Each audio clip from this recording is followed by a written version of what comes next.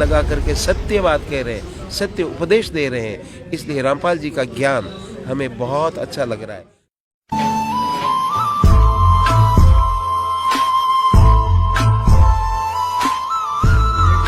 नमस्कार सर। नमस्कार। क्या नाम है सर आपका? स्वामी हरिनारायण शास्त्री कहते हैं मेरे को। राम सनई संप्रदाय से दीक्षित हूँ और आचार्य तक संस्कृत वेदांत विषय से किया है। और मैं इस समय मेरी आयु 70 साल की है। नागौर आश्रम भी है और स्कूल भी अपनी चल रही है। लेकिन मैं सत्य का खोजी हूँ और सत्य को ढूंढ रहा हूँ। लेकिन आज मेरा बड़ा भारी सौभाग्य है कि यहाँ पर नागौर क्षेत्र में, हमारी नागौर की धरती पर आज जो ये सत्संग तत्वदर्शी सदगुरु रामपाल जी महाराज का सत्संग आज यहाँ पर हो रहा है। मैं ये सोच रहा था कि महाराज श्री के द्वारा नाम दीक्षा ग्रहण करूं, लेकिन आज मेरे को सौभाग्य मिला, महाराज जी के द्वारा दिया गया नाम दीक्षा मुझे प्राप्त हुई।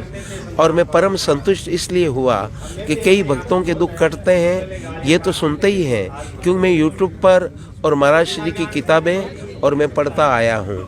और विशेष बात मैंने ये देखी कि हमारे देश में बहुत से साधु हैं, बड़े मठाधीश महामंडलेश्वर हैं, लेकिन लोग ऐसी तर्कें करते हैं। कोई भी आके तर्क कर देता है, कोई भी आकर वेदों पर कोई भी बोलता है, गीता पर बोलता है, लेकिन जितनी व्याख्या, जितनी खुलासा सदगुरु तत्वदर्शी रामपाल जी महाराज ने की है, ऐसी कोई कर नहीं सकता।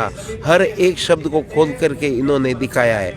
सदगुरु कबीर साहब के विषय में इतना गजब बोले हैं महाराज जी, और इतना बढ़िया ऐसा लग रहा है महाराज श्री रामपाल जी महाराज कबीर साहब के अवतार हैं, ऐसी मेरी मान्यता है।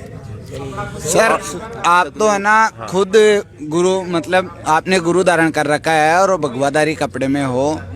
इतना सब कुछ आपके पास होते हुए भी आपने संत रामपाल जी महाराज की शरण ग्रहण की है, तो आपको संत रामपाल जी महाराज के रास्ते में ऐसी क्या विशेषता लगी जिसके कारण आपने वो अपनी जो भी पुरानी परंपराएं थी उनको छोड़कर जो संत रामपाल जी महाराज भक्ति मार्ग बता रहे हैं वो आपने अपनाई है? ऐसा क्या है इनकी भक्ति में?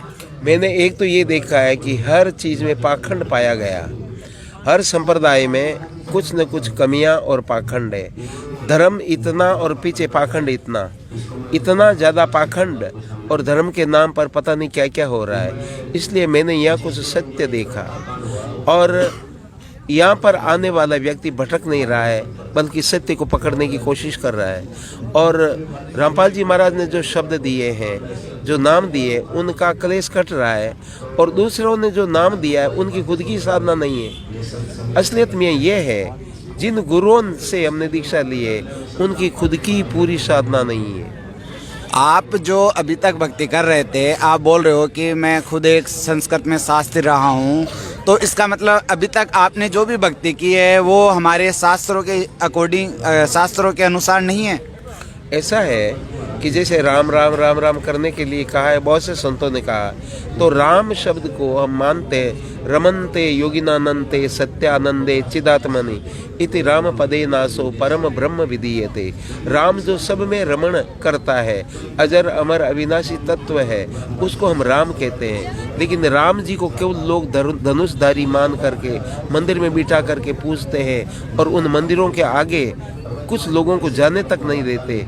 इसलिए ये धर्म का अधूरापन और ये धर्म के अंदर विकृतियां हैं। तो ये विकृतियां रामपाल जी महाराज खंडन कर रहे हैं। इसलिए रामपाल जी हमें प्रिय हैं। रामपाल जी हमें इसलिए उनको सदगुरु मानते हैं। आज जगत गुरु शंकराचार्य तक हम लोग नहीं जा सकते, उनसे बात तक नहीं कर सकते, और करेंगे तो वो हम नज़दीक नहीं आने देंगे। लेकिन रामपाल जी सबको गले लगाते हैं और सबको गले लगा करके सत्य बात कह रहे हैं, सत्य उपदेश दे रहे हैं। इसलिए रामपाल जी का ज्ञान हमें बहुत अच्छा लग रहा है। उन्होंने इतनी अच्छी बातें कही है, कुरान शरीफ को ऐसा खोला है कि मुसलमान लज्जित हो रहे हैं। मुसलमानों के अधूरेपन का इसका भान हो रहा है कि वो लोग किस पाखंड में और किस अधूरे ज्ञान में फंस करके हत्याओं में फंसे हुए हैं।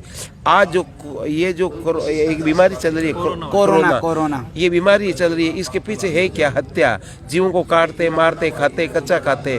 इस कारण से वो उन देशों में ये बीमारी फैली है। हमारे देश के अंदर भी जो ये मांस मदिरा आदि का जो प्रचलन है, इस कारण से ये अधर्म में जा रहे हैं, ये सब नरक में जा रहे हैं। लेकिन हमारे संत कह रहे मान एक भी नहीं रहा, लेकिन रामपाल जी ऐसा बलपूर्वक कह रहे हैं कि इनके पास आया हुआ हर व्यक्ति इससे बच रहा है। इसलिए मैं उनको हृदय से गुरु मानता हूँ।